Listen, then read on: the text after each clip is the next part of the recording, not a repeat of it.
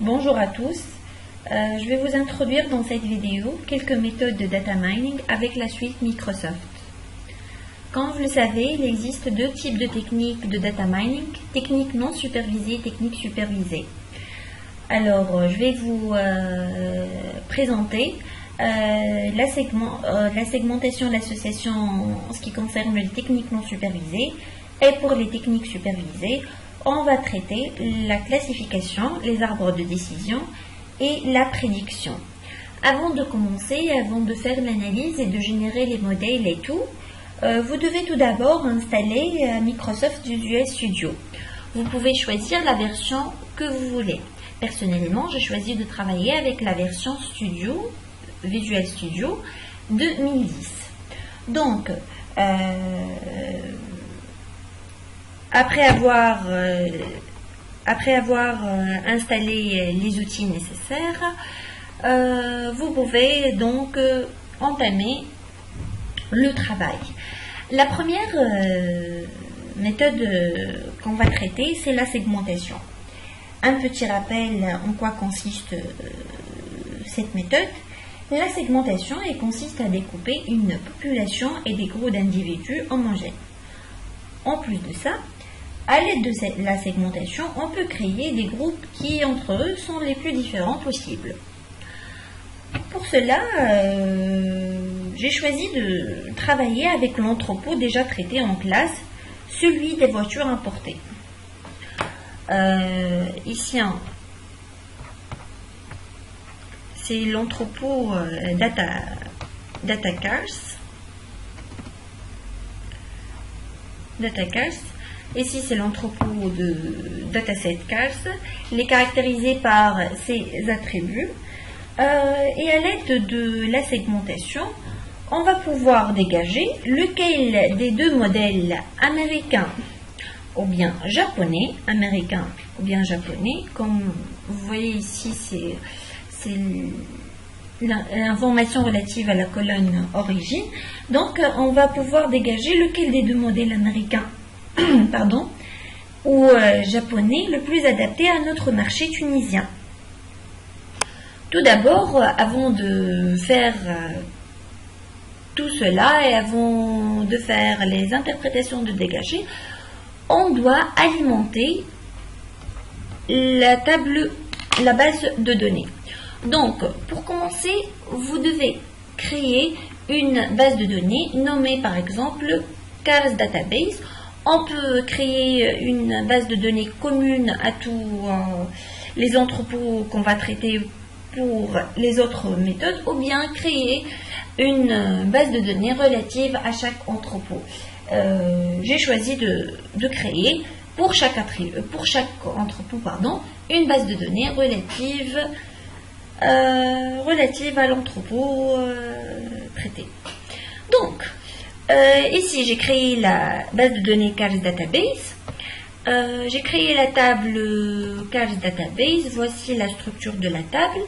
Un numéro, MPG, Displacement, Horsepower, Weight, Acceleration, Origin, comme indiqué dans le fichier, ainsi que les types de données.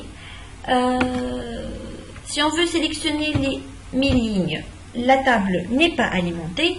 Pour cela, on va avoir recours à un projet Integration SSIS de type Integration. Donc, pour alimenter la table, il faut créer un nouveau projet de type projet Integration SSIS. Ici, on saisit le nom du fichier, le nom du projet SSIS, par exemple Cars. OK. Donc, on va glisser tâche de flux de données. Donc là, vous pouvez Cars DB, relative à Cars DB. Donc, après, en cliquant deux fois sur ce composant, le flux de données va être affiché. Puisque la source de données, notre source est un fichier texte, donc on doit glisser le composant source du fichier plat. Il faut créer gestionnaire de connexion, parcourir le fichier, c'est Cars Database. Les colonnes, ici, avancé, c'est bon. Aperçu. Aperçu du fichier. Celui-là, le fichier qu'on veut l'alimenter. Ok. Comme je vous ai dit que j'ai créé la structure de la table et j'ai défini les types de données. Donc, il faut que les types de données se correspondent, les données fournies dans le fichier avec les types de données relatives à la table. Pour cela, on doit glisser un autre composant qui est le conversion de données. Donc, relier le source du fichier là avec conversion de données. Sélectionner tous les types de données. J'ai déclaré le numéro jusqu'à accélération de type entier, non signé. Donc, on doit changer le type pour qu'il puisse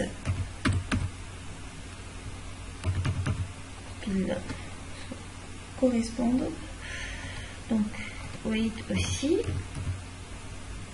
accélération aussi, et origine de type chaîne de caractères copie. Donc, pour pouvoir alimenter la table, on doit glisser un composant de destination appelé destination ADO.net. Donc, double-clic sur ce composant. Tout de même, créer un nouveau gestionnaire, nouveau. Ici, le nom du serveur. On peut mettre un point, comme on peut mettre localhost, comme on peut mettre 127.0.0.1. Donc, sélectionnons ou entrer une table de base de données. Notre table est appelée Cars Database. OK. Donc, utiliser une table ou une vue, c'est Cars Database pour vérifier. C'est la structure, oui, déjà créée. Et il faut faire le mapping. Donc, ici, il y a le mapping des colonnes relatives au fichier source, mais puisqu'on a fait la conversion, donc les colonnes sont appelées copie de numéro. Ici, comme c'est, ils sont appelés copie alias de sortie, c'est copie de numéro. Donc, on doit mapper ce copie de numéro avec le numéro et non pas numéro avec numéro. Donc, destination, mapping, copie de numéro, MPG avec celui-là, faire la correspondance et le mapping. Ok, donc, maintenant, CTRL S et on démarre l'exécution. Donc, exécution normalement réussie. Pour vérifier que la base a été bien alimentée, sélectionnez les 1000 lignes et voilà, notre table a été bien alimentée. Ici, on a terminé d'alimenter la table de base de données. Maintenant, il nous reste à appliquer la méthode de segmentation Pour cela, on doit créer un projet de type SSAS. Donc, un nouveau projet de type projet multidimensionnel exploration de données. On lui attribue un nom, SSAS Cars, comme le nom du projet SSIS. Donc, vous voulez enregistrer une modification? Oui, bien sûr. Alors, pour cela, tout d'abord, il faut se pointer vers la base, la table qu'on va travailler, qu'on va la traiter. Donc, nouvelle source de données, ici on supprime, nouveau, nom du serveur, nouveau, sélectionner, donc c'est Cars Database, ok, suivant. Ici, on doit saisir les coordonnées relatives à un compte Microsoft pour pouvoir générer les modèles et tout. Outlook. On peut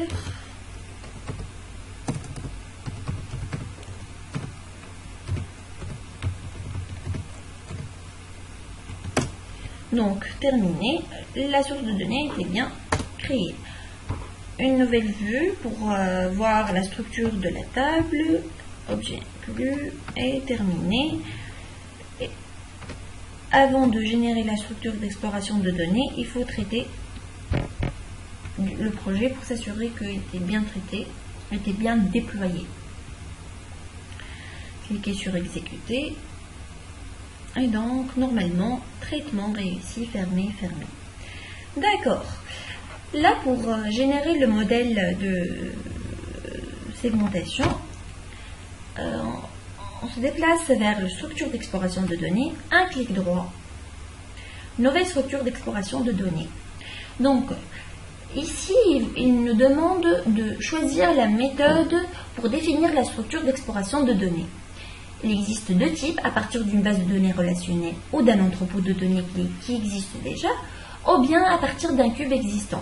Puisqu'on n'a pas eu recours à un cube, on a eu recours à un entrepôt de données, ici, Keras Database. Donc, on va sélectionner la première, le premier choix. Suivant, ici, il nous demande de choisir la technique d'exploration de données qu'on veut utiliser.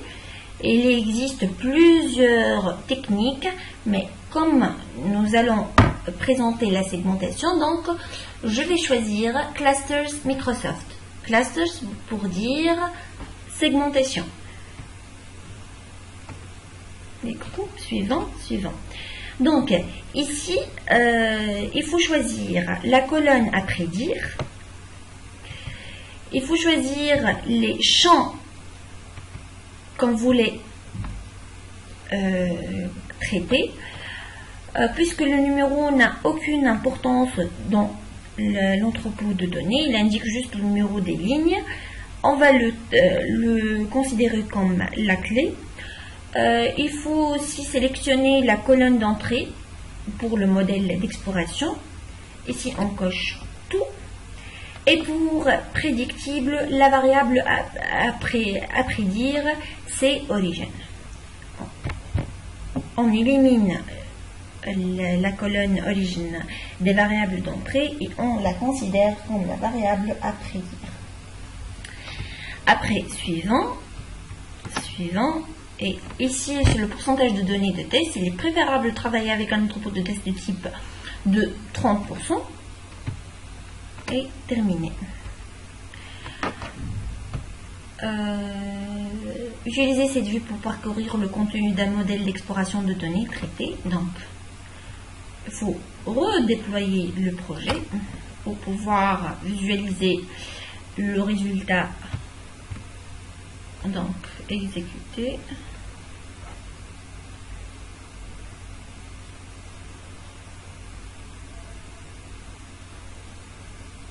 Fermer et fermer. Et voilà le résultat attendu. Donc, après avoir généré, utilisé la première méthode segmentation, on obtient un premier schéma qui est appelé diagramme de cluster. Donc, ce diagramme, il est configuré pour afficher des couleurs plus sombres pour chaque cluster.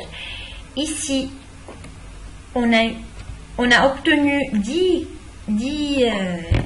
clusters. Chaque cluster relié à un autre cluster, un autre groupe, cluster c'est-à-dire un groupe. Et la couleur sombre indique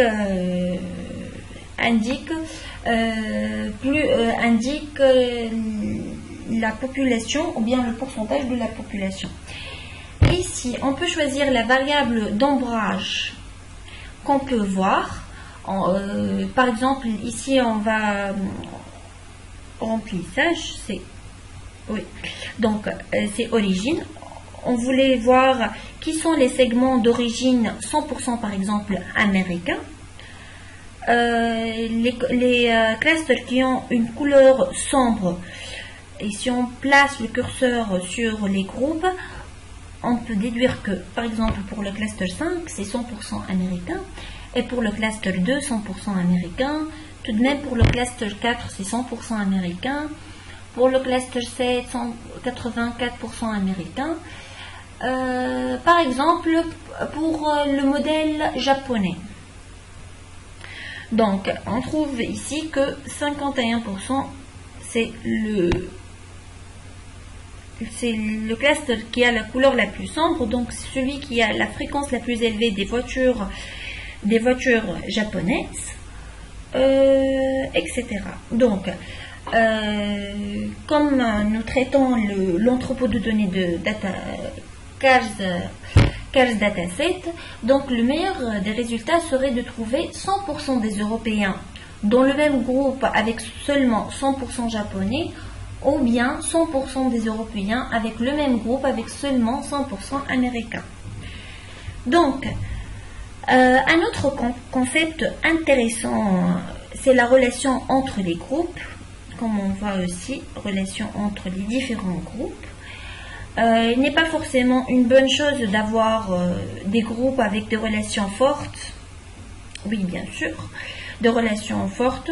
Si on met le curseur sur le groupe, par exemple, ici je vais choisir l'État américain, puisqu'il nous a offert plus qu'un groupe, un groupe avec une fréquence 100% américain. Donc, si on met le curseur sur le groupe 5 et le groupe 2, on peut voir qu'ils ont 100% américains.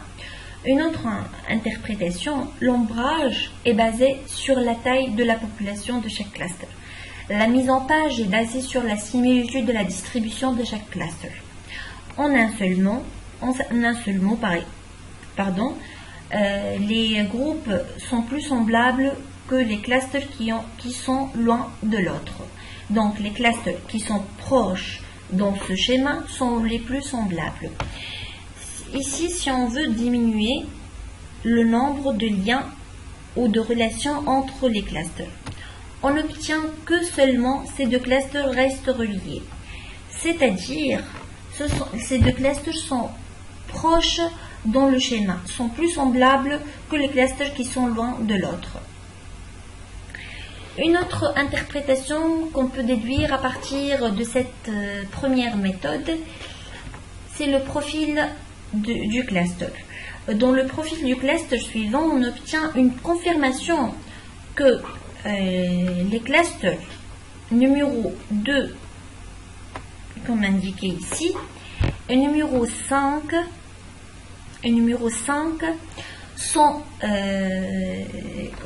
ont une influence sur la décision qu'elle doit prendre l'État. On peut voir aussi si la proportion de couleurs différentes. On peut voir aussi qu'il y a des clusters qui ont un groupe très mélangé. Par exemple, le cluster numéro 3. Ici, on voit il y a 55% d'origine américaine, aussi 28% d'origine japonaise et 16% d'origine européenne. Si on place le curseur sur le cluster numéro 4, on trouve 100% d'origine américaine. Ici, et pour le cluster numéro 5 aussi, c'est une confirmation du résultat obtenu ici. C'est que les groupes qui ont la couleur plus sombre, c'est celle qui présente 100% d'origine américaine. Donc, les attributs les plus importants au sein du groupe, c'est ici, ce sont les attributs ou bien les variables les plus importantes au sein de chaque groupe. Les variables les plus importantes ici, c'est displacement, horsepower et MPG, et aussi weight, et aussi weight. Donc, comme une autre interprétation qu'on peut déduire, ici ce sont les caractéristiques, par exemple, les caractéristiques relatives à chaque cluster. Ici, si on veut, par exemple, voir les caractéristiques du groupe numéro 5, la probabilité qu'il soit d'origine américaine, c'est 100%. Ici, on remarque que c'est la probabilité des différentes variables traitées. Donc, avec ça, on termine les premières interprétations pour la segmentation. Mais, comme vous le savez, il existe deux méthodes de segmentation qui sont K-means et CAH. Avec ce type de structure d'exploration de données, nous n'avons pas pu dégager qui est la méthode qu'on a pu travailler avec. Est-ce que c'est K-means ou bien il s'agit de CAH? Pour cela, on ne peut pas conclure quelle est la méthode fournie par Microsoft, ou bien donc pour cela, après quelques recherches sur Internet, et pour savoir est-ce que il y a un paramétrage de définir quelle méthode qu'on doit traiter, j'ai installé un plugin add-in dédié pour le data mining pour le Excel. Avec cet outil, j'ai pu dégager quelle est la méthode qu'on a pu générer. Donc, premièrement, si vous voulez installer le plugin, vous pouvez le trouver sur le site officiel de Microsoft. Après quelques configurations, je vais vous fournir un petit document pour la configuration de ce plugin. Un nouveau onglet va s'ajouter au fichier Excel. C'est l'onglet appelé exploration de données. Ici, on peut trouver les différentes méthodes qu'on peut traiter de data mining. Essayons maintenant de voir quel est le type de méthode pour la segmentation. Premièrement, on doit charger la première source, notre source.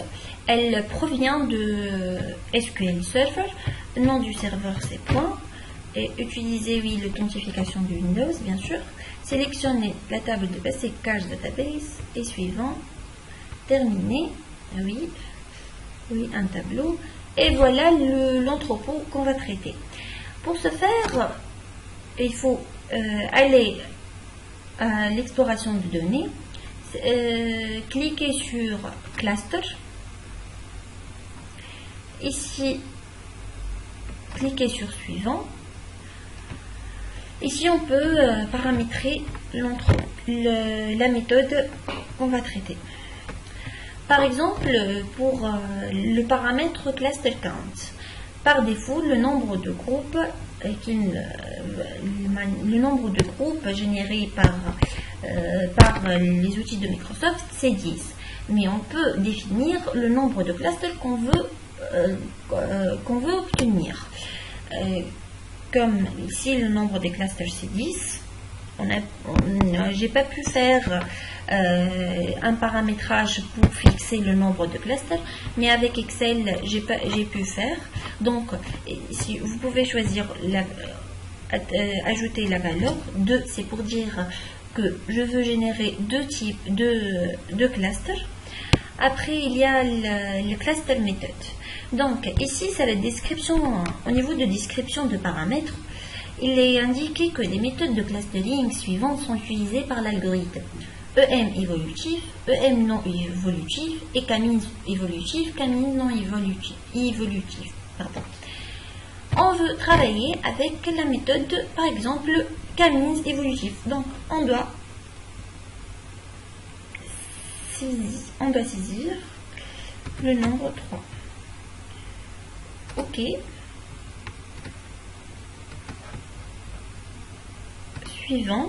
Suivant, terminé. Ici, on attend la création de structure du modèle.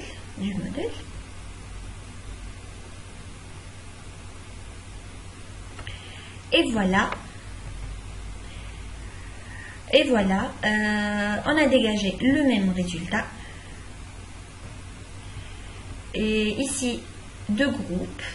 Un premier groupe avec 167 d'individus et un deuxième groupe avec 108 individus. Pour le remplissage, si on sélectionne origine américaine, et si le deuxième classage c'est 98% américain, alors que le premier classage c'est 38% américain. Tout de même, pour le modèle européen, c'est 2% européen ici, 31% européen. Et pour le modèle japonais, c'est 32 et 0 modèle japonais. Donc, si on diminue le lien, ici,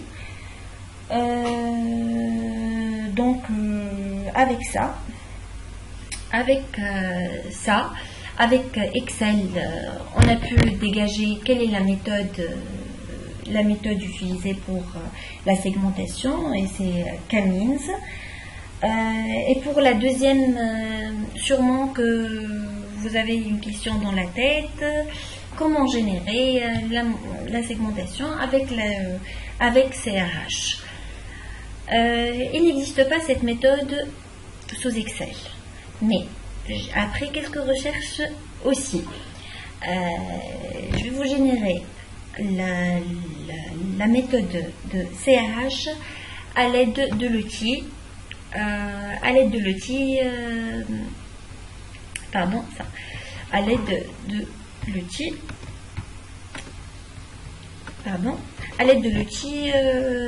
Excel Stat.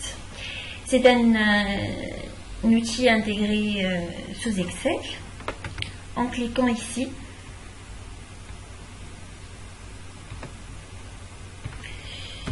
Excel Stats, on doit choisir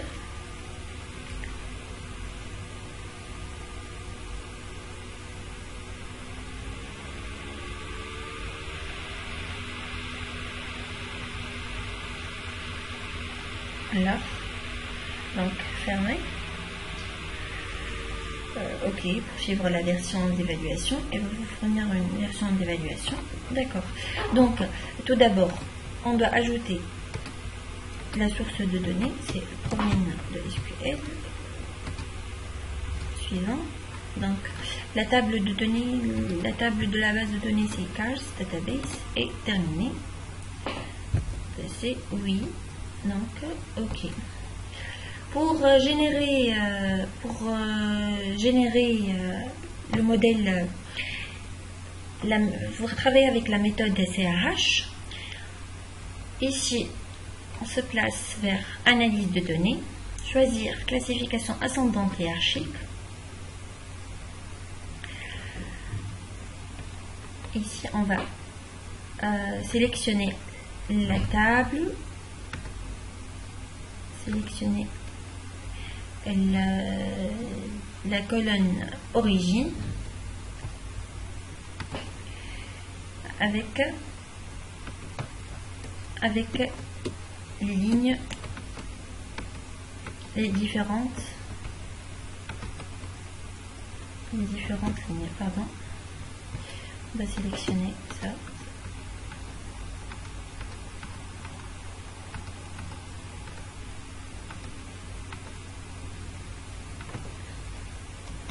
Donc, pardon, on doit sélectionner l'attribut origine avec les lignes relatives.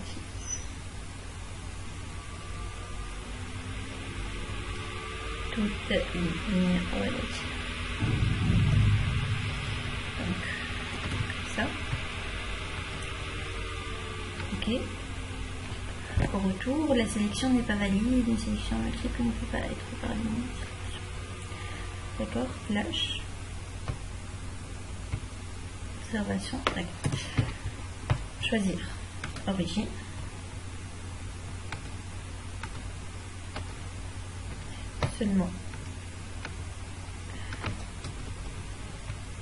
Seulement origine. Et choisir la plage de données, c'est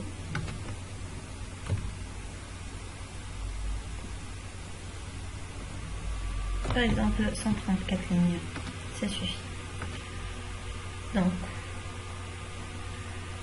aux lignes, ok. Je vais pas sélectionner 2 lignes.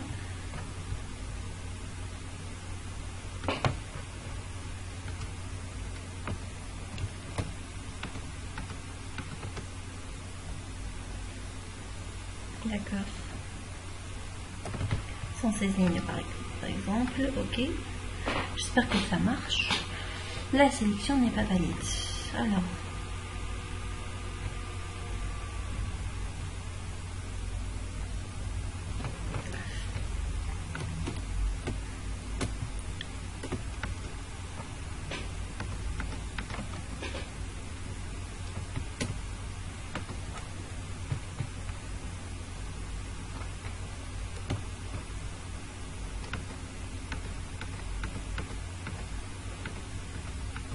en fait, on devait choisir.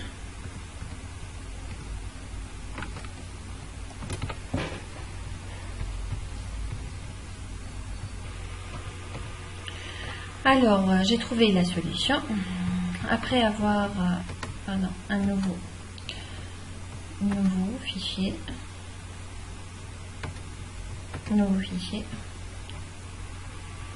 Donc, on doit insérer la table.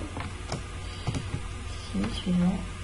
Sélectionner la table. Chaos Database. Ok, et terminé. D'accord. Ok. Donc, pour pouvoir générer la classification segmente hiérarchique, sélectionner classification hiérarchique, et ici on doit sélectionner en fait l'origine, l'attribut à prédire, et sélectionner seulement les variables de type numérique. Donc, comme c'est indiqué ici, donc on va sélectionner ça et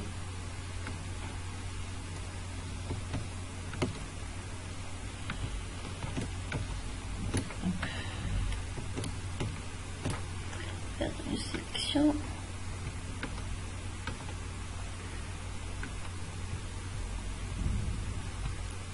Première ligne. Je n'ai pas traité la première ligne, c'est pas grave. Par exemple, c'est seulement ces lignes-là. D'accord, donc on a sélectionné 386 lignes avec 6 colonnes, continuer. Et avec ça, on peut générer la classification ascendante hiérarchique.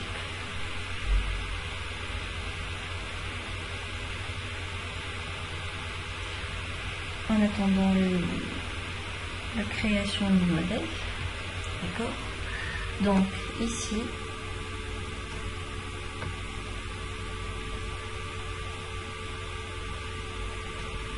on peut voir notre dendrogramme créé. Il y a, c'est la séparation, il existe 3 groupes, série de 3 groupes. Si on veut grandir ce dendrogramme, plusieurs hiérarchies. Donc avec ça, on a terminé la première vidéo dont j'ai présenté la méthode segmentation avec la suite Microsoft, Canins, CRH, etc. Je vais vous fournir une deuxième vidéo. On va se porter sur les règles d'association. Merci, au revoir.